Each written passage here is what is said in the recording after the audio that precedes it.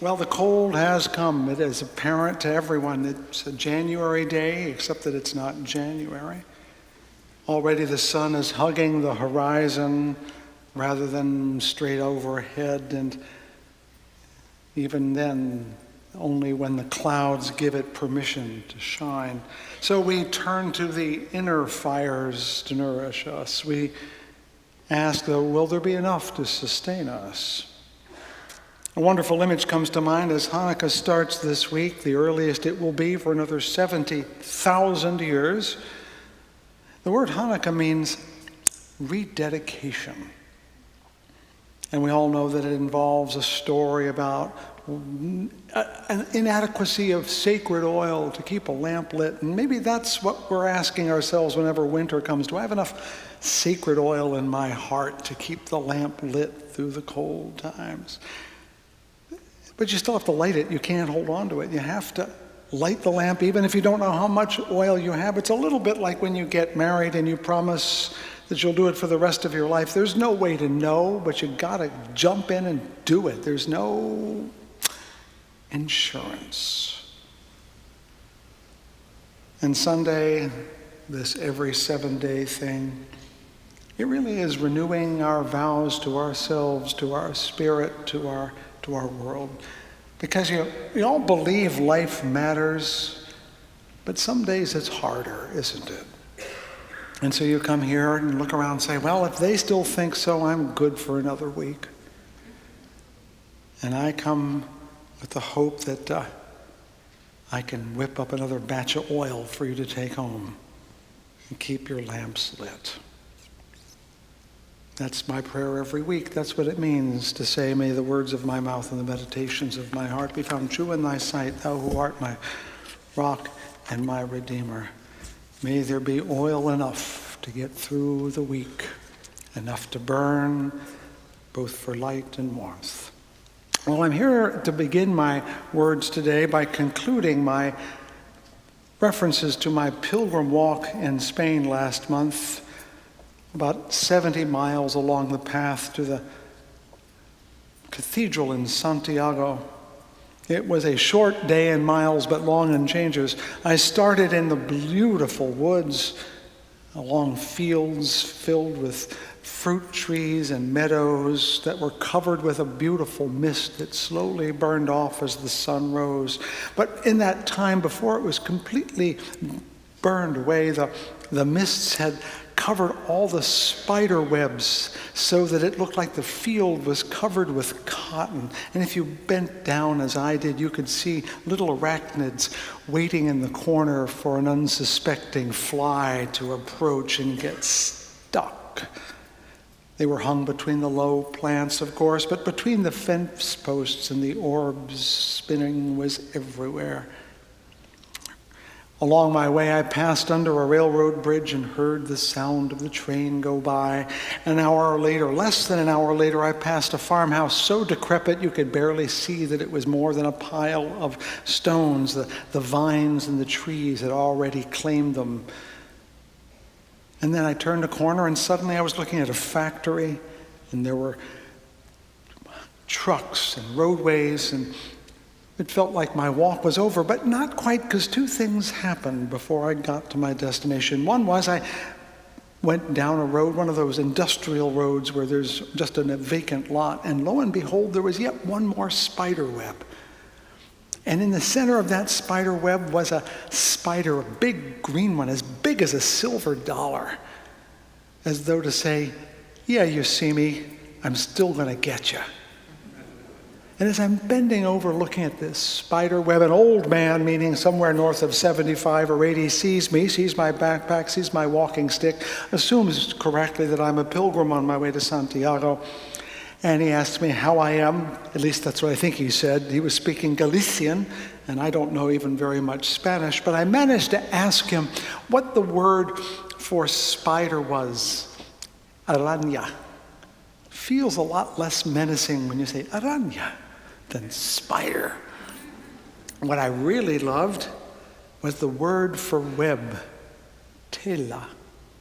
And as he told me the word for web, he plucked at his sweater And I said, el mismo palabra, the same word? He said, sí.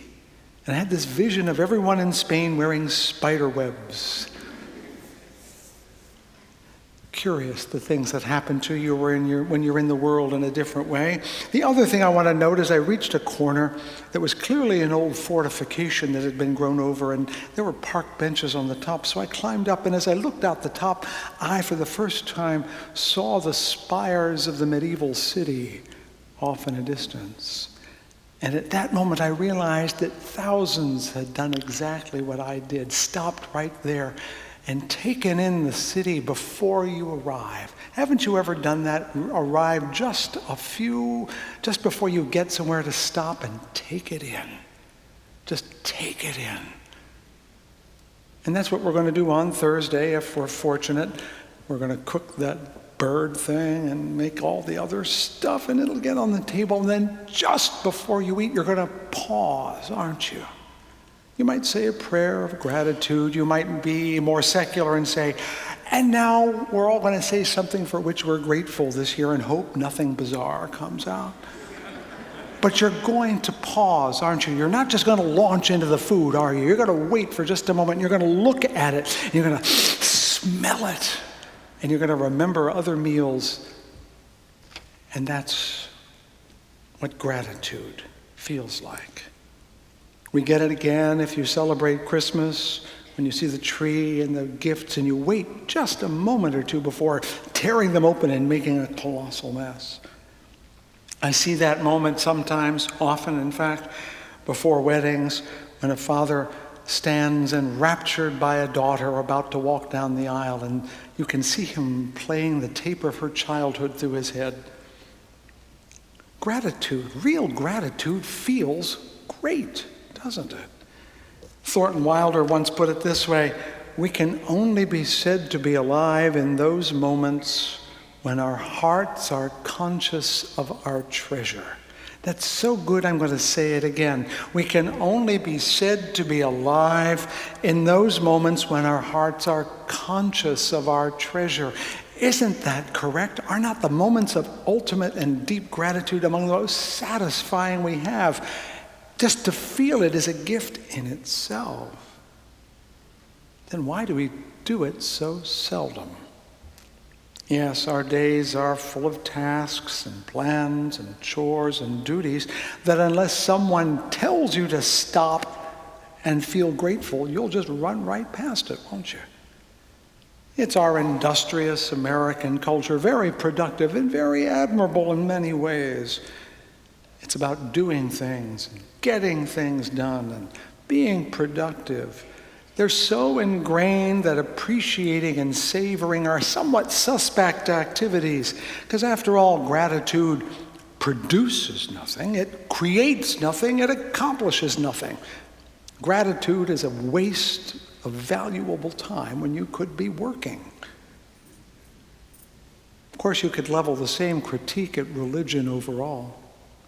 It produces nothing, creates almost nothing, accomplishes virtually nothing.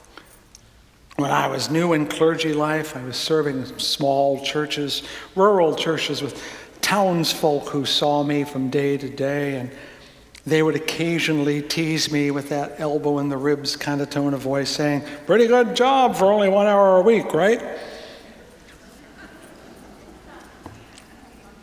Men of business honestly did not regard us clergy as having the, shall we say, the down-to-earth insight of those who had real jobs, because after all, we produced nothing. We created nothing. We accomplished nothing. And they're right.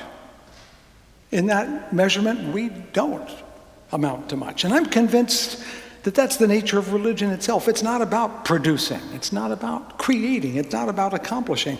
It's about gratitude, the whole shebang. Every religion, every bit of it starts with gratitude. From the smoky altars of ancient cults, when you raised your arms in gratitude to gods we'd no longer face, to the cultured beauty of this place.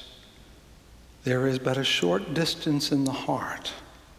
We come here to wait a moment and be grateful.